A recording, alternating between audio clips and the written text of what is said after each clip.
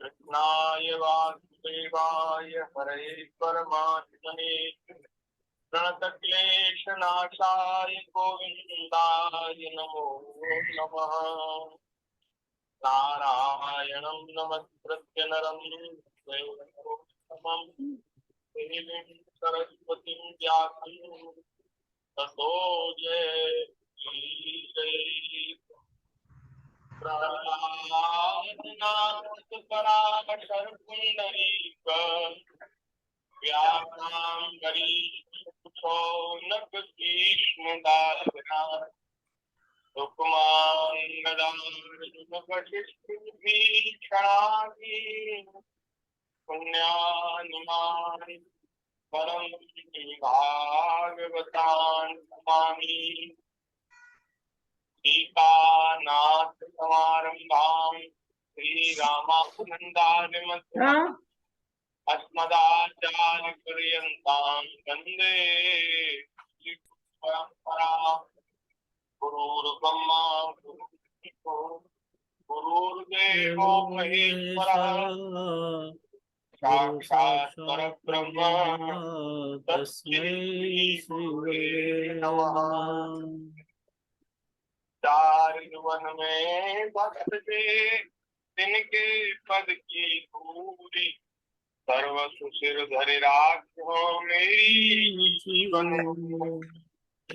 भक्ति भगवंत गुरु चतुर नाम बहुएक इनके पद वंदन किए साचे बिघ्ने। श्री राम जय राम जय जय राम। श्री राम जय राम जय जय राम। श्री राम जय राम जय राम। श्री राम जय राम जय जय राम। श्री राम जय राम जय जय राम। जय जय राम। श्री राम जय राम जय जय राम। श्री राम जय राम जय जय राम। सीताराम जय सीताराम। सीताराम पूजा थोड़ी देर में कर सीताराम जय सीताराम। सीताराम जय सीताराम। राधे श्याम जय राधे श्याम। राधे श्याम जय राधे श्याम। राधे श्याम जय राधे श्याम। राधे श्याम जय राधे श्याम। जय जय श्यामा जय जय श्याम। जय जय श्री वृंदावन।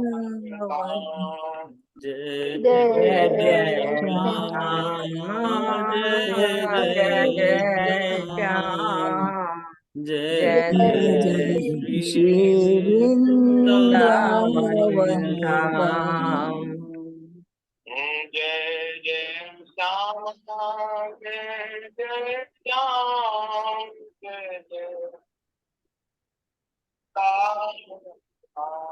जय जय जय जय राम जय जय राम।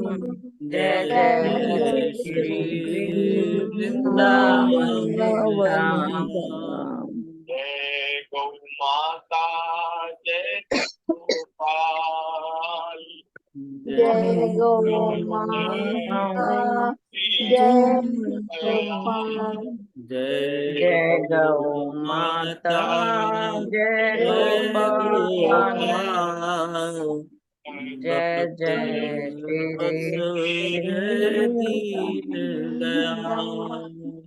श्री राम जय राम जय जय राम। श्री राम जय राम जय जय राम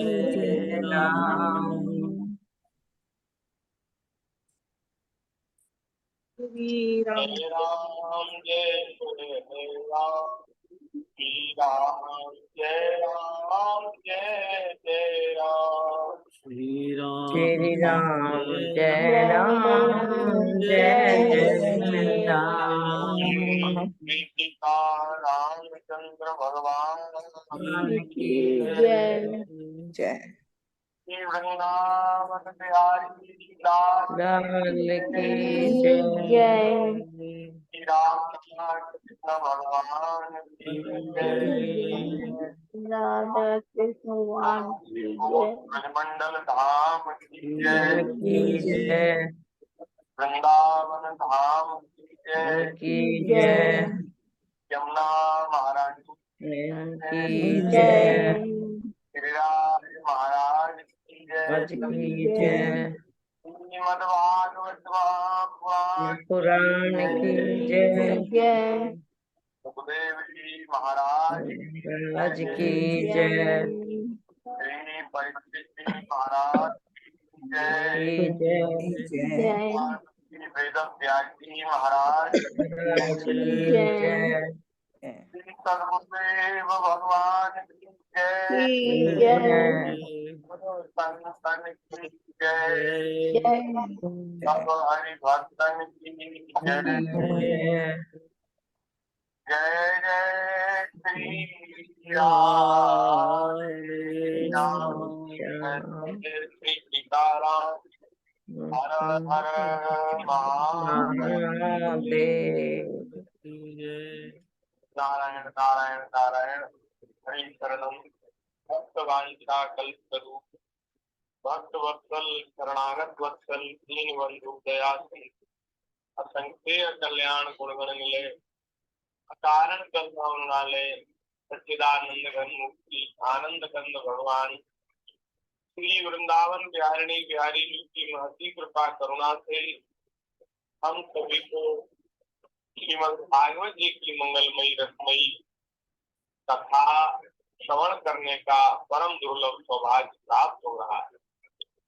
भगवान की अहेतु की कृपा से ऐसा संयोग बना है कि हम लोगों को अपने अपने घरों में बैठकर विज्ञान का सदुपयोग करते हुए भागवत जी की विस्तृत चर्चा क्रमशः एक क्रम से और विस्तृत चर्चा श्रवण करने का ये दुर्लभ अवसर प्राप्त हुआ है।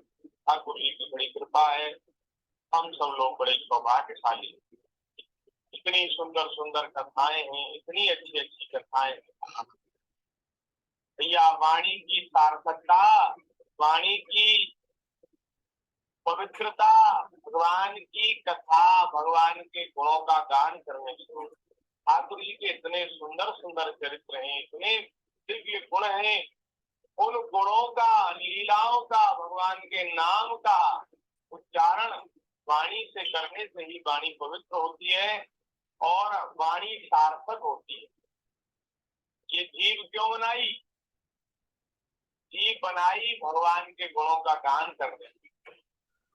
तो हम लोग सब लोग भगवान की चर्चा, भगवान के गुण, भगवान की लीला अपनी वाणी से जरूर गान करें, जरूर करें।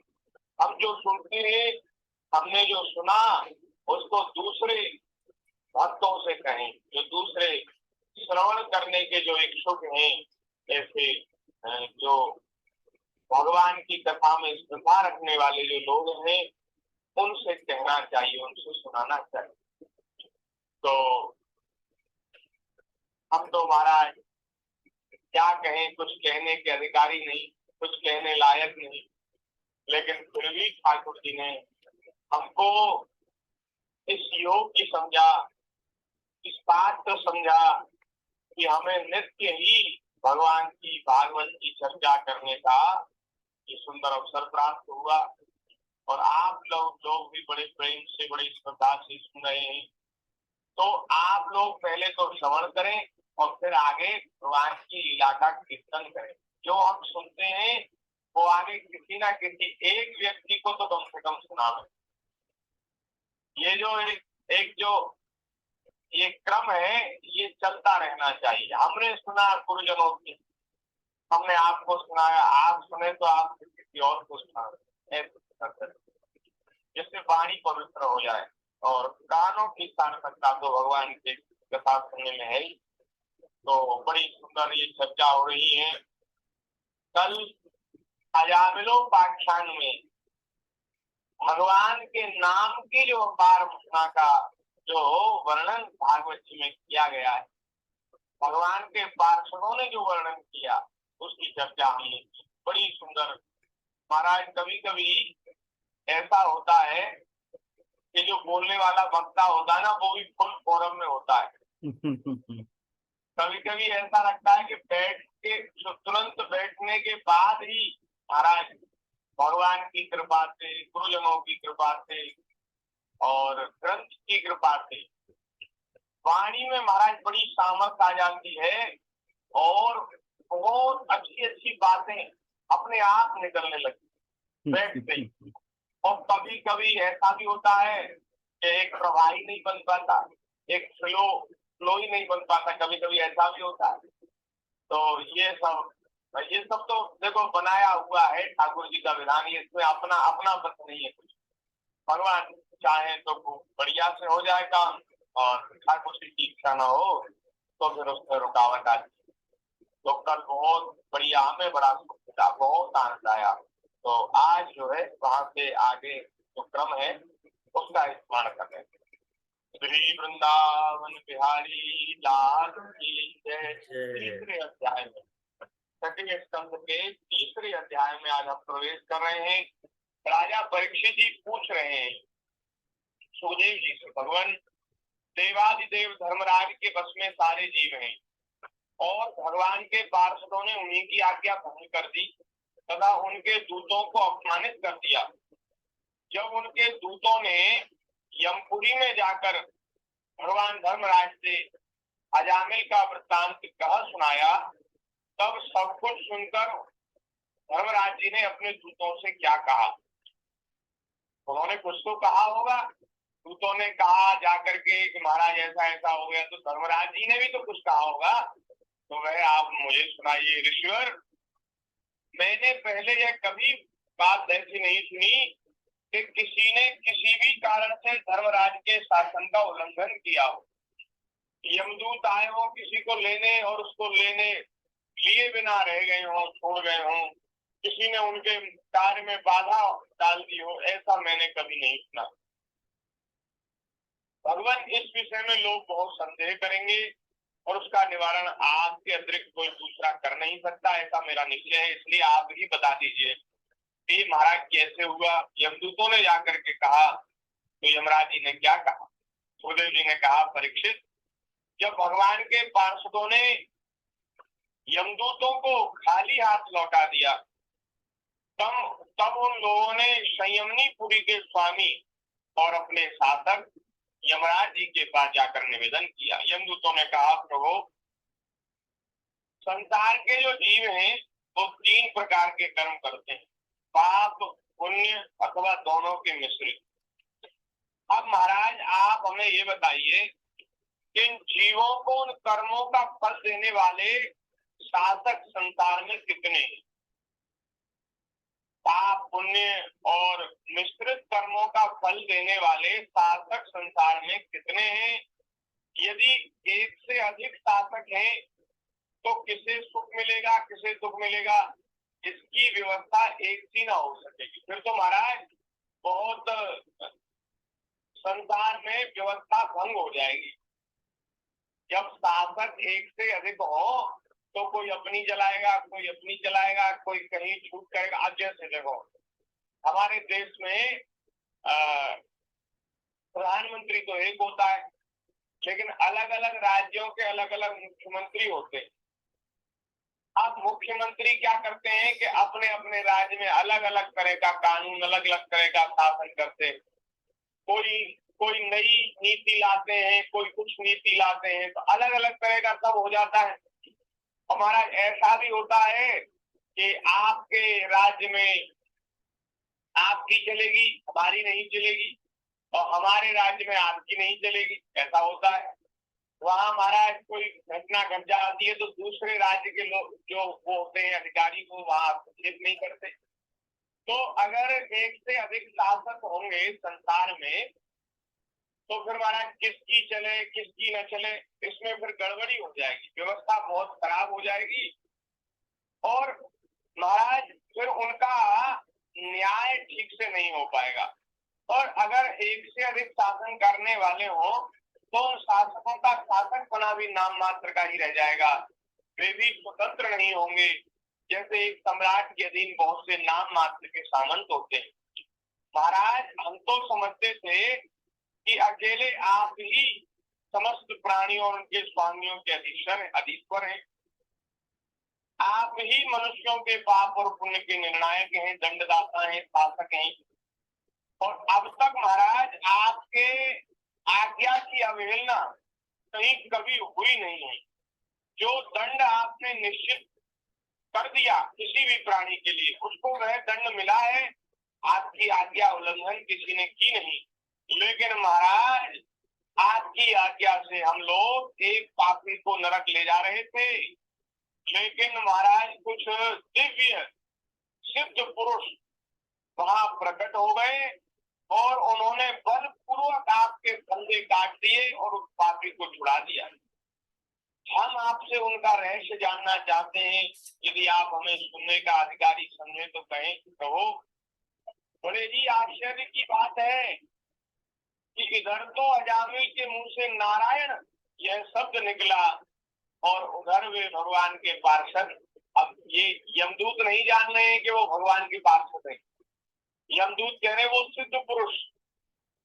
इधर तो उसके मुख से नारायण नाम का उच्चारण हुआ और इधर वे सिद्ध पुरुष डरो मत कहते हुए झटपट वहां आ पहुंचे और उन्होंने उस अजामिल को फंदे से मुक्त कर दिया।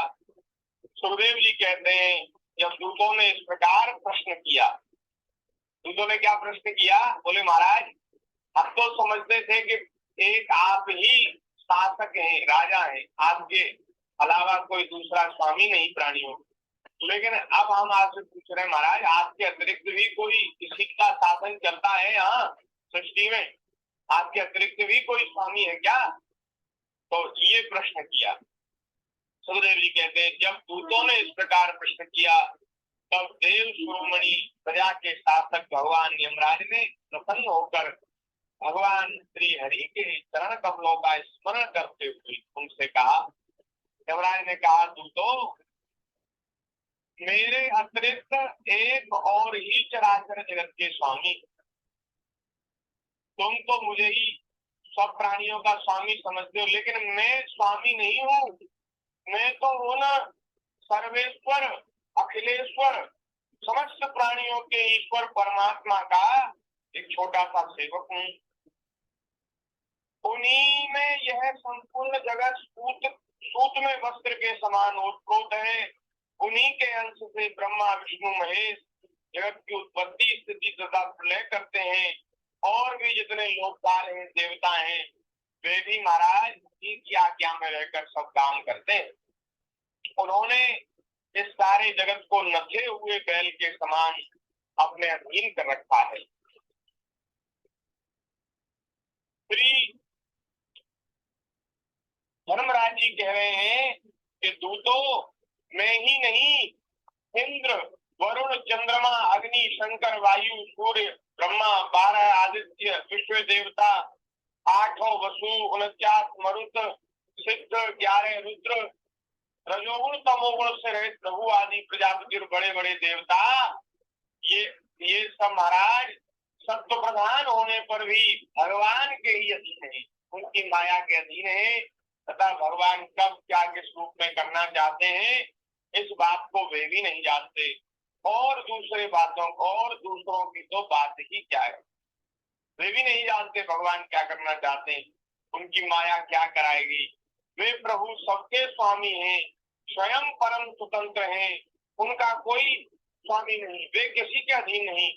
उन्हीं मायापति पुरुषोत्तम के दूत, उन्हीं के समान परम मनोहर रूप वाले, गुण वाले और स्वभाव से संपन्न होकर इस लोक में प्राय विचरण करते रहते भगवान के पार्षद। और उन्हीं पार्षदों का तुमको दर्शन हुआ है। अरे तुम बड़े भाग्यशाली हो, विष्णु भगवान के वे जो पार्षद हैं उनका दर्शन बड़ा दुर्लभ है। और वे भगवान के भक्तों को उनके शत्रुओं से, मुझ से और अग्नि आदि सब विपत्तियों से सर्वथा सुरक्षित रखते हैं। वे उनकी विपत्ति से रक्षा करते हैं। स्वयं भगवान ने ही धर्म की मर्यादा का निर्माण किया है, उसे ना तो ऋषि जानते हैं और न देवता या सिद्धगण ही जानते हैं। धर्म की जो मर्यादा है उसको महाराज बड़े बड़े ऋषि मुनि महात्मा भी नहीं जानते। धर्म की गति बड़ी सूक्ष्म है, उसको समझ पाना, ठीक निर्णय कर पाना, ये बड़ा कठिन काम है। बड़े बड़े विद्वान भी धर्म के विषय में विचार करने पर मोहित हो जाते हैं। ऐसी स्थिति में मनुष्य विद्याधर, चारण और असुर आदि तो जान ही कैसे सकते हैं। भगवान के द्वारा निर्मित जो भागवत धर्म है वह परम शुद्ध है, अत्यंत गोपनीय है, उसे जानना बहुत कठिन है। एक तो धर्म को ही जानना बड़ा कठिन, और फिर भगवान के द्वारा जो निर्मित भागवत धर्म है, भगवान का जो धर्म है उसको जानना तो बहुत कठिन है, वह अत्यंत गोपनीय है। जो उसे जान लेता है, भगवान भागवत धर्म को, भगवान के धर्म को जो जान लेता है वह भगवत स्वरूप प्राप्त हो जाता है, भगवत स्वरूप को प्राप्त हो जाता है। जान ही तुम ही हो जाए। आपको जानने के बाद जीव आपका ही स्वरूप हो जाता है। इसलिए महाराज, इसलिए जो संत महापुरुष भगवान का भजन करते हैं, साधन करते हैं, वे भगवान को जान लेते हैं और फिर जानने के बाद भगवान के समान ही हो जाते। जानत तुम ही हो जाए, सोई जाने जाए देव जनाई, और जानत तुम ही हो जाए। उनकी महिमा भगवान की जैसी हो जाती है। इसलिए तो संत महापुरुषों की बहुत महिमा का वर्णन हमारे शास्त्रों में किया गया है। भगवान को जान लेने के बाद भगवान का ही स्वरूप हो जाते। अच्छा, उस भागवत धर्म को कौन कौन जानते हैं? धर्मराज जी कह रहे हैं कि हम 12 व्यक्ति उसे जानते हैं। 12 व्यक्ति, ये जो 12 व्यक्ति हैं ये 12 महाभागवत है, 12 महाभागवत इनको कहते हैं। ये कौन कौन है? श्री धर्मराज जी कह रहे हैं ब्रह्मा जी पहले नंबर पे हैं। ब्रह्मा जी, सबसे पहले ब्रह्मा जी ने भगवान को जाना। दूसरे नंबर पे हैं देवर्षि नारद जी। तीसरे हैं भगवान शंकर, शंकर जी जानते हैं। चौथे हैं सनत कुमार भगवान, शंकादिक ऋषि, वे जानते हैं। 5वें हैं कपिल देव भगवान, कपिल देव भगवान जानते हैं। 6ठे हैं भगवान की विभूति स्वयंभू मनु, मनु जी जानते हैं, जिन्होंने मनु स्मृति में धर्म की बहुत सुंदर व्याख्या की है। और 8वें हैं श्री प्रहलाद जी, 7वें और 9वें हैं श्री जनक जी, और 10वें हैं भीष्म पितामह जी। श्री भीष्म पितामह जी धर्म के मर्म को जानते, भागवत धर्म को जानते। और महाराज 10वें हैं बलि जी, और 11वें हैं सुखदेव जी, और 12वें हैं स्वयं धर्मराज जी। यमराज जी कह रहे हैं ना, धर्मराज जी मैं जानता हूँ और 11 और जानते हैं, तो ये कुल मिलाकर के 12 लोग जानते हैं। कौन कौन जानते हैं? सुखदेव जी महाराज कह रहे हैं स्वयंभूर नारद शंभु कुमार कपिलो मनु प्रहलादो जनको भीष्मो बलिर्व्यया सकिर्वयम् वयम् द्वादशे विजानीमो धर्मं भागवतं भटाः पुण्यं विशुद्धं दुर्बोधं यं ज्ञात्वा मृत्युमश्नुते एतावानेव लोकेऽस्मिन् पुंसां धर्मः परस्मृतः भक्ति योगो भगवती तन्नाम ग्रहणात्। धर्मराज जी कह रहे हैं जगत में जीवों के लिए बस यही सबसे बड़ा कर्तव्य है, परम धर्म है कि वे नाम कीर्तन आदि उपायों से भगवान के चरणों में भक्ति भाव प्राप्त कर ले। भागवत धर्म को ये द्वादश महाभागवत जानते हैं। और वह भागवत धर्म क्या है, भागवत धर्म का सार क्या है कि भैया किसी भी प्रकार से, जिस उपाय से, जिस साधन से भगवान के चरणों में भक्ति भाव होता हो, ठाकुर जी के चरणों में प्रेम होता हो, वही परम धर्म है, वही परम कर्तव्य है, तो वही करना चाहिए। और मनुष्य का और कोई कर्तव्य नहीं। अब देखो व्यवहार में तो तमाम कर्तव्य हैं, व्यवहार के कर्तव्य बहुत हैं, जिसको सामान्य धर्म कहते हैं। संसार में तमाम तरह की बातें करने की है। गृहस्थों का अलग धर्म है, ब्रह्मचारियों का अलग धर्म है, विरक्तों का, वानप्रस्थियों का अलग धर्म है, ब्राह्मण क्षत्रिय वैश्य इन सबका अलग धर्म है। लेकिन महाराज ये सामान्य धर्म है। इन सामान्य धर्मों से भी श्रेष्ठ, इनसे भी ऊपर जो भगवान का भागवत धर्म है, उसका मर्म ये है कि भैया मनुष्य को वही करना चाहिए जिससे उसको भगवान के चरणों में प्रेम हो। और जब भागवत धर्म हृदय में प्रतिष्ठित होता है तो सामान्य धर्म गौण हो जाते हैं। सामान्य धर्म फिर उनको करने की आवश्यकता नहीं रहती। सामान्य धर्म का पालन जो है वो छूट जाता है जब भागवत धर्म हृदय में प्रतिष्ठित होता है। देह धरे कर यह फल भाई, जो राम सब काम दिखाई। तो श्री धर्मराज जी कह रहे हैं प्रिय दूतो, अब देखो यहाँ कहा कि भगवान के चरणों में भक्ति भाव प्राप्त कर ले, यही मनुष्य का परम धर्म है, परम कर्तव्य। और वह भगवान के चरणों में भक्ति भाव भगवान के नाम स्मरण से, नाम कीर्तन से ठाकुर जी के चरणों में भक्ति की प्राप्ति होती। भगवान के नामोच्चारण की महिमा तो देखो, अजामिल जैसा पापी भी एक बार नाम उच्चारण करने मात्र से, एक बार उसने नाम लिया, उसको मृत्यु पास से छुटकारा मिल गया, उसको नरक नहीं आना पड़ा। ये नाम उच्चारण की महिमा है। नामोच्चारण महात्म्यम हरे पश्यत पुत्र का, अजामिलोपि नेव मृत्यु पाशाद मुच्यत। अजामिल के जैसा पापी, उसको नरक से छुटकारा मिल गया।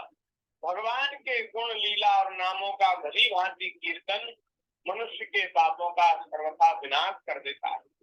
और ये तो कोई बड़ी बात नहीं है, क्योंकि अत्यंत पापी अजामिल ने मरने के समय चंचल चित्त से अपने पुत्र का नाम नारायण उच्चारण किया था। उसने भगवान को कहाँ पुकारा? अरे ठाकुर जी का नाम पापों को नाश कर दे, बोले ये नाम की सर्वोपरि महिमा नहीं है। ये तो जैसे जैसे किसान खेती करता है गेहूं के लिए, लेकिन उसको भूसा अपने आप मिल जाता है। उसको चाहता तो है गेहूं, लेकिन भूसा तो वैसे मिल जाता है। तो ये महाराज पाप नष्ट तो वैसे हो जाते। भगवान का नाम तो भगवान के चरणों में प्रेम की प्राप्ति करा देता, मुक्ति की प्राप्ति करा देता है। ये है भगवान के नाम की महिमा। क्योंकि अजामिल ने तो अपने पुत्र नारायण का, उसके पुत्र का नाम था नारायण, तो अपने नारायण पुत्र को पुकारा था। उसने कहा भगवान को पुकारा, तो भी नामाभास मात्र से उसके सारे पाप क्षीण हो गए और उसको मुक्ति की प्राप्ति हो गई। बड़े बड़े विद्वानों की बुद्धि कभी भगवान की माया से मोहित हो जाती है। महाराज बड़े बड़े विद्वान भी मोहित हो जाते हैं। और जो वेदों में जो प्रवृत्ति मार्ग की जो महिमा बताई गई है, कर्मकांड की जो महिमा बताई गई है, उस यज्ञ यागादि बड़े बड़े कर्मों में संलग्न रहते हैं और सुगमता पूर्वक, जो अत्यंत सुगम है, सहज है, सरल है, वे ऐसे भगवान नाम की महिमा को वे नहीं जानते, भगवान के नाम का जप नहीं करते और तरह तरह के कर्म कांड के उसमें उलझे रहते हैं, चक्कर में पड़े रहते हैं, यज्ञ यागादि में पड़े रहते हैं। ये है महाराज, विद्वान भी बड़े बड़े पढ़े लिखे भी मोहित हो जाते हैं, भगवान के नाम की महिमा नहीं समझते। और वे जो वेदों में शास्त्रों में जो अर्थवाद की जो बात कही गई है उस वेद वाणी में मोहित हो जाते हैं। हे प्रिय दूतों, बुद्धिमान पुरुष ऐसा विचार कर भगवान अनंत में ही संपूर्ण अंतःकरण से अपना भक्तिभाव स्थापित करते हैं, वे मेरे दंड के पात्र नहीं हैं। पहली बात तो यह है कि वे पाप करते ही होते, भगवान के भक्त उनके द्वारा पाप होते ही नहीं, परंतु यदि कदाचित संयोगवश कोई पाप बन भी जाए तो उसे भगवान का गुणगान तत्काल नष्ट कर देता है। कोई पाप अनजाने में हो जाए और अनिच्छा से हो जाए, पाप करने की इच्छा नहीं थी, उनकी इच्छा होती नहीं, लेकिन प्रारब्ध के वश और कोई परिस्थिति के वश ऐसा कोई काम बन जाए तो उसे भगवान का नाम, भगवान का गुणगान तत्काल नष्ट कर देता है। तो भैया वे नरक के अधिकारी तो कभी होते ही नहीं। जो समदर्शी साधु भगवान को ही अपना साध्य और साधन दोनों समझकर उन पर निर्भर हैं, बड़े बड़े देवता और सिद्ध उनके पवित्र चरित्रों का प्रेम से गान करते रहते हैं। बड़े बड़े देवता भी उनको प्रणाम करते हैं, उनके चरित्र का गान करते हैं महाराज संतों का। ये जो भक्तमाल की कथा है ना, तो देवता भी स्वर्ग में कहते हैं, भक्तों की चर्चा करते हैं और वे अपने वाणी को पवित्र करते हैं। मेरे दूतों, श्री धर्मराज जी कह रहे, मेरे दूतों, भगवान की गदा भगवान के भक्तों की सदा रक्षा करती रहती है। इसलिए भैया तुम मेरा और अपना भला चाहो तो कभी भक्तों के पास भूल करके भी नहीं जाना, भूल करके भी मत भटकना उनके पास। हाँ, नहीं तो हम दोनों संकट में पड़ जाएंगे, तुम भी संकट में पड़ जाओगे और मेरी ये जो संयमनी पुरी का जो शासन है ये भी संकट में पड़ जाएगा। क्योंकि एक बार अम्बरीश के कारण दुर्वासा जी को बड़ा कष्ट पाना पड़ा।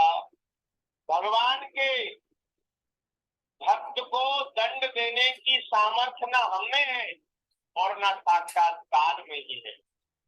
लो, नरक के जो राजा हैं यमराज, उनका शासन भक्तों पे नहीं चलता, उनका शासन उनके शासन से बाहर है भगवान के भक्त। अगर उनसे कोई वैसा काम बन भी जाए, कोई असत चेष्टा हो जाए, पाप क्रिया हो जाए, तो भी भैया वो नरक नहीं जाते, क्योंकि वो तो यमराज के शासन से बाहर है। जैसे ये जो सेना होती है ना, सेना में जिनकी भर्ती हो जाती है, उनके द्वारा कोई अपराध बन जाता है तो उनका ये जो सिविल कोर्ट होते हैं इनमें उनकी सुनवाई नहीं होती, उनके कोर्ट भी अलग होते हैं। सेना के जो सिपाही होते, अधिकारी होते हैं, उनके कोर्ट भी अलग होते हैं, उनका केस वहां चलता है और उनको बड़ी रियायत मिलती है वहां। यहाँ जैसा दंड मिलता है ऐसा दंड वहां नहीं है, वहां उनको रियायत रहती है और वहां महाराज उनका कम से कम सजा में छुटकारा हो जाता है। ऐसे ही भैया जो भगवान के भक्त है ना, वे तो पहली बात तो ये है कि उनसे पाप होता नहीं, उनकी चित्त वृत्ति ही बड़ी सात्विक हो जाती है, पवित्र हो जाती है, उनसे पाप नहीं होता। अगर अनजाने में परिस्थिति वश कोई पाप हो जाए तो भगवान का नाम, भगवान का गुण, भगवान के कीर्तन, भगवान की लीला का स्मरण उससे वो नष्ट हो जाता। कुछ रह भी जाए तो भी उसकी सुनवाई भगवान के दरबार में होती है, नरक में नहीं होती है। कोई अगर थोड़ा मोड़ा पाप रह भी जाए तो उसकी सुनवाई ठाकुर जी के धाम में होती है, दरबार में होती है, उन्हें नरक नहीं जाना पड़ता। ये धर्मराज जी कह रहे हैं, बड़े बड़े परमहंस दिव्य रस के लोग से संपूर्ण जगत और शरीर आदि से भी अपनी अहंता ममता हटाकर अकिंचन होकर निरंतर भगवान मुकुंद के पादार बिंद का मकरंद रस पान करते रहते हैं। जो दुष्ट उस दिव्य रस से विमुख हैं, भगवान के चरणों से विमुख हैं और नरक के दरवाजे हर गृहस्थी की तृष्णा का बोझा बांध कर उसे ढो रहे हैं। ये हम लोगों के लिए कहा गया है कि महाराज नरक के दरवाजे हर गृहस्थी की तृष्णा का बोझा बांध कर उसे ढो रहे हैं। एक तो होता है गृहस्थ में रहना और एक होता है घर गृहस्थी का बोझा अपने सिर पर लाद कर उसको ढोना। तो जो भगवान के सम्मुख है, देखो आज इतनी बढ़िया बात आई, जो भगवान के सम्मुख हैं वो तो घर में रहते हैं, ताकि उनका मन, उनकी बुद्धि, उनका चित्त भगवान में लगा रहता है। उनके लिए घर गृहस्थी फिर बंधनकारी नहीं रहती। लेकिन जो भगवान से विमुख हैं, उनकी मन, बुद्धि, चित्त, तन, मन, धन सब कुछ शरीर में, संसार में लगा रहता है। और उन्होंने क्या कर रखा है, उन्होंने पूरा जिम्मेदारी का भार, घर गृहस्थी का भार एक बड़े महाराज थैला में लाद कर अपने सिर पर रख रखा है। वे सोचते हैं, क्या सोचते हैं वे सोचते हैं अरे भाई हमारा काम धंधा ठीक नहीं चलता, घर गृहस्थी के पालन की हम पे जिम्मेदारी है, बेटे की पढ़ाई करवानी है, बेटी का ब्याह करवाना है, ये करना है, वो करना है, और माता पिता की दवाई, और महाराज भैया बहुत कष्ट है, बहुत परेशानी है, बहुत हम तो भैया दुख में अपने दिन काट रहे हैं, ये करना है, वो करना है, ऐसा करना वैसा। तो इन चक्करों में आदमी पड़ा रहता है। और जो भगवान के सम्मुख होते वो क्या सोचते, अरे भगवान की इच्छा से, भगवान की कृपा से सब हो जाएगा, भले कुछ नहीं है पास, लेकिन वे कहते हैं, मन में विचार करते हैं ठाकुर जी सब करेंगे, भगवान की कृपा से सब होगा। तो उनको भगवान का भरोसा रहता है, इसलिए निश्चिंत रहते हैं। और ये जो विमुख प्राणी हैं, ये अपना सब पुरुषार्थ मानते हैं, वे सोचते मैं ही करने वाला हूँ, इसलिए इनके सिर पर बड़ा बोझ रहता है। और ऐसा जो बोझ लाद कर चलते हैं वो महाराज समझो नरक की ओर ही जा रहे हैं। यमराज जी कह रहे हैं कि ऐसे लोगों को ही मेरे पास बार बार लाया करो, ऐसे लोगों को ही लाया करो जो घर गृहस्थी का बोझा ढो रहे हैं। हाँ, ऐसे ऐसे लोग हैं, उनसे कहो कि भैया चलो वृंदावन चलते हैं, कथा सुने। अरे महाराज आप हमसे मत कहो, हमारे पास तो बिल्कुल समय नहीं। क्यों? अरे यहाँ जाना है, वहां जाना है, ये जरूरी काम है, वो जरूरी काम। बोले भैया हमसे नहीं होगा, हम तो गृहस्थ है ना, ऐसा कहते लोग, हम तो गृहस्थ है ना, हमसे नहीं होगा। ये भजन साधन कथा कीर्तन तो संतों का काम है, विरक्तों का काम है, जिन्होंने संसार छोड़ दिया। लोग ऐसा कहते हैं कि भैया हमारा तो यही भजन है, अपने बाल बच्चों को पाल ले, यही हमारा भजन है, ऐसा लोग कहते हैं। ये भजन नहीं है, ये महाराज बड़ा भारी पाप है। अब घर गृहस्थी में तो फंस गए, लेकिन घर गृहस्थी को ऐसा महाराज उन्होंने वो मान लिया, बंधन मान लिया कि इसमें पड़ गए तो और कुछ कर ही नहीं सकते, ना भजन कर सकते, न सत्संग कर सकते, न साधुओं का दर्शन कर सकते हैं, न कथा सुन सकते। तो ऐसे जो लोग हैं जो स्वयं जिन्होंने बंधन मान लिया है, ऐसे लोग बंधन में पड़ जाते हैं और वे नरक में जाते हैं। अरे केवल मनुष्य शरीर प्राप्त करके केवल बाल बच्चों को ही पाला है, अपने सब घर गृहस्थी के ही कामों में लगे रहे, तो कौन सा तुमने बड़ा काम कर लिया। अरे पशु पक्षी भी अपने बालक बच्चों का लालन पालन करते, चिड़िया भी महाराज सवेरे जाती है, अपना पेट भरती है, अपने छोटे छोटे बच्चे, छोटे छोटे जो चूजे होते हैं उनके लिए मुंह में दाना भर के लाती। बताओ, चिड़िया भी वही काम करती है, पशु पक्षी वही काम करते हैं। कुतिया, एक कुतिया कितने कितने पिल्ला डालती है, उन सबका पोषण कर देती है। ये पशु पक्षी भी वही काम कर रहे और वही काम हमने किया, तो बताओ फिर हमने मनुष्य जीवन का क्या लाभ लिया? व्यर्थ हो गया जीवन, बेकार हो गया जीवन। इसलिए भैया घर गृहस्थी के इस भार को जो सिर पे लाद रखा है लोगों ने, उस भार को उतार देना चाहिए और वो सब भगवान के चरणों में समर्पित कर देना है। बोले महाराज अब मेरा कुछ नहीं है, आपका, आपकी सब माया, आपकी सब दुनिया, आपका संसार, आप ही बनाने वाले, आप ही पालन करने वाले, मैं कौन हूँ, मेरा तो कोई दूर दूर तक कोई पुरुषार्थ नहीं, आप ही सब करिए। भगवान के चरणों में समर्पित कर देना चाहिए तो महाराज आनंद है। नहीं तो श्री यमराज जी कह रहे हैं कि जो घर गृहस्थी की तृष्णा का बोझा बांध कर उसे ढो रहे हैं, उन्हीं को मेरे पास बार बार लाया करो, भगवान के भक्तों के पास मत जाया करो। जिनकी जीव भगवान के गुणों और नामों का उच्चारण नहीं करती, देखो नरक कौन जाता है, ध्यान से सुनो। जिनकी जीव भगवान के गुणों और नामों का उच्चारण नहीं करती, जिनका चित्त भगवान के चरणार बिंदों का कभी चिंतन नहीं करता, और जिनका सिर एक बार भी भगवान श्री कृष्ण के चरणों में नहीं झुकता, उन भगवत सेवा से विमुख पापियों को ही मेरे पास लाया करो। वे नरक में जाएंगे जो भगवान का नाम, भगवान के गुण अपनी वाणी से गान नहीं करते, भगवान के चरणों में कभी प्रणाम नहीं करते, भगवान के चरणों का कभी हृदय से चिंतन नहीं करते, ऐसे जीव नरक के अधिकारी नरक जाएंगे। दिव्या नवस्ती भगवत गुण नाम ध्येयम् चेतश्चन स्मरति तच्चरणारविन्दम् कृष्णाय नो नमति अक्षरे कदापि तानानयत्वमसतो कृतवृष्णु कृत्यान्। आज मेरे दूतों ने भगवान के पार्षदों का अपराध करके स्वयं भगवान का अपराध किया है, और ये मेरे सेवकों का जो अपराध है वो मेरा ही अपराध है, और मेरे इस अपराध को, हम लोगों के अपराध को भगवान नारायण क्षमा करें। हम अज्ञानी होने पर भी हैं तो उन्हीं के, हम चाहे बुरे हैं चाहे भले हैं, है तो उन्हीं के निजन, और उन्हीं की आज्ञा में हम लगे हैं।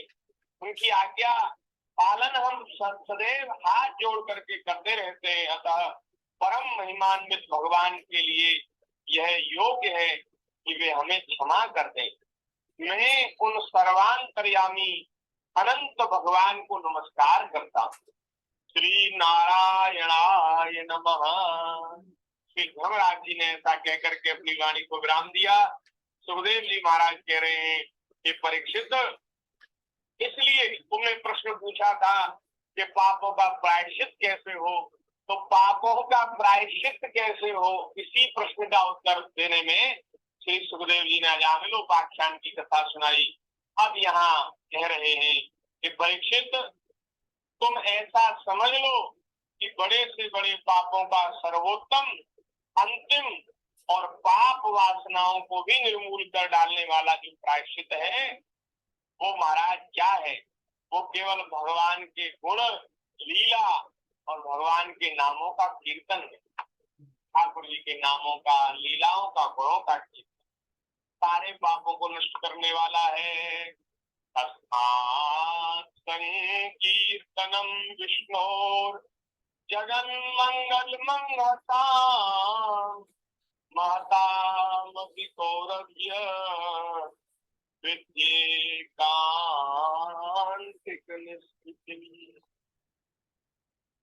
कर्मतां गृणतां वीर्यान्विद्दामानि हरेर्मुहुः यथा सुजातया भक्त्या शुद्धेनात्मा विताद्भिः। जो लोग बार बार भगवान के चरित्रों का श्रवण करते हैं, कीर्तन करते हैं, उनके हृदय में प्रेममयी भक्ति का उदय हो जाता है, और भक्ति से जैसी आत्मशुद्धि होती है वैसी और किसी साधन से नहीं होती, और किसी व्रत से, साधन से शुद्धि नहीं होती। जो मनुष्य भगवान के चरणारविंद मकरंद रस का लोभी भ्रमर है, वह स्वभाव से ही माया के दुखद विषयों में नहीं रमता, उसका मन विषयों में नहीं लगता, जिसका मन भगवान के चरणों में लग गया है। लेकिन जो व्यक्ति उस रस से विमुख हैं, कामनाओं ने जिनकी विवेक बुद्धि नष्ट कर दी है, वे महाराज अपने पहले तो पाप करते हैं, फिर अपने पापों का मार्जन करने के लिए प्रायश्चित करते हैं, और इससे होता क्या है कि उनके कर्मों की वासना मिटती नहीं है और वे दोबारा से पाप कर बैठते हैं। वो उनका पाप का ही चक्कर मिटता नहीं, वो बार बार पाप करते नरक जाते हैं। हे परीक्षित, जब यमदूतों ने अपने स्वामी धर्मराज के मुख से इस प्रकार भगवान की महिमा सुनी, उसका स्मरण किया, तो उनको बड़ा आश्चर्य हुआ। तभी से वे धर्मराज की बात पर विश्वास करके अपने नाश की आशंका से भगवान के आश्रित भक्तों के पास कभी नहीं जाते। जो भगवान के आश्रित हैं, भगवान के भजन में लगे हैं, उनके पास यमराज के दूत कभी नहीं जाते। बोले भैया, भगवान के नाम का, लीलाओं का, गुणों का सदैव श्रवण और कीर्तन करते रहना चाहिए। इससे क्या होगा कि इससे महाराज यमदूतों का कभी दर्शन नहीं, स्वप्न में भी कभी यमदूत नहीं दिखेंगे, क्योंकि यमदूत उनके पास नहीं जाते जो भगवान के नाम, लीला का, गुण का कीर्तन करने में लगे रहे। और तो क्या, वे उनकी ओर आंख उठाकर भी नहीं देखते, देखने से डरते हैं।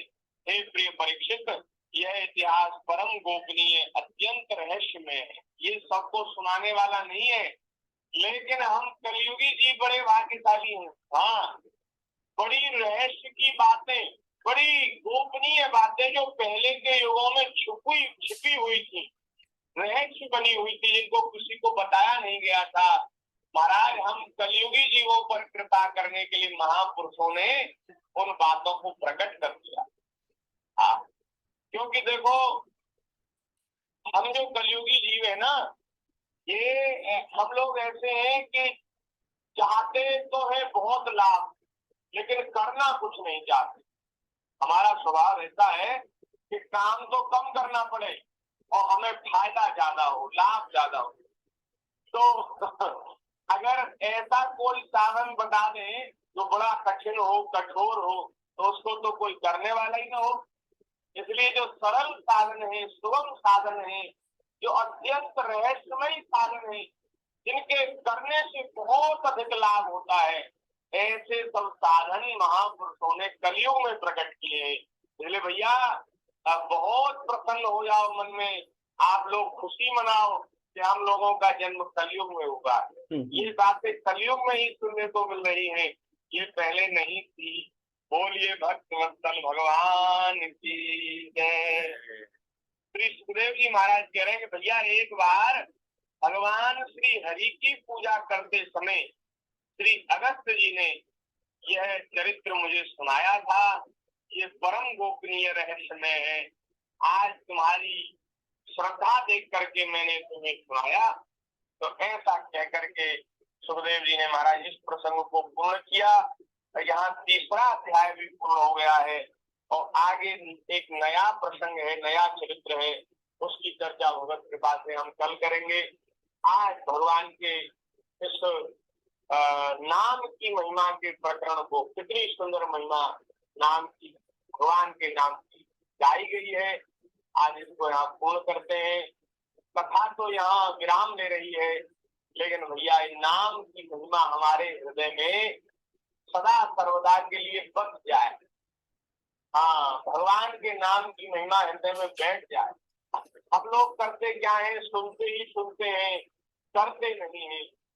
ये जो बात है ना, ये जो चर्चा, ये करने वाली, सुनना तो बहुत मंगल में है ही, इसका भैया लाभ भी लेना चाहिए। इस युग में भगवान के नाम की बहुत महिमा है, बहुत लाभ होता है, इसलिए भगवान के नाम का आश्रय हम सब लोगों को लेना चाहिए। ये कर लिया तो कहना सुनना सफल हो गया। और ये जो श्लोक आज कहा सुखदेव जी ने, भैया सभी पापों का सबसे श्रेष्ठ प्रायश्चित है भगवान के नाम का कीर्तन। तो भगवान के नाम का कीर्तन 2 मिनट करके फिर आज के चरित्र को हम पूर्ण कर देंगे। बोलिए भक्तवत्सल भगवान की जय। जय। कृष्ण गोविंद गोविंद गोपाल नंद लाल। माइक खोल लें। कृष्ण गोविंद गोविंद गोपाल नंद लाल। कृष्ण गोविंद गोविंद गोविंद गोपाल नंद लाल। गोविंद कृष्ण गोविंद गोपाल नंद लाल। नंद लाल। गोपाल नंद लाल गोपाल नंद लाल गोपाल नंद लाल गोपाल नंद लाल। गोपाल नंद लाल। गोपाल नंद लाल। गोपाल नंद लाल। गोपाल नंद लाल। नंद लाल गोविंद गोविंद नंद नंदलाल गोविंद गोविंद गोपाल नंदलाल कृष्ण गोविंद गोविंद गोपाल नंद लाल। कृष्ण गोविंद गोविंद गोपाल नंद लाल। गोविंद गोविंद गोपाल नंदलाल। कृष्ण गोविंद गोविंद गोपाल नंदलाल।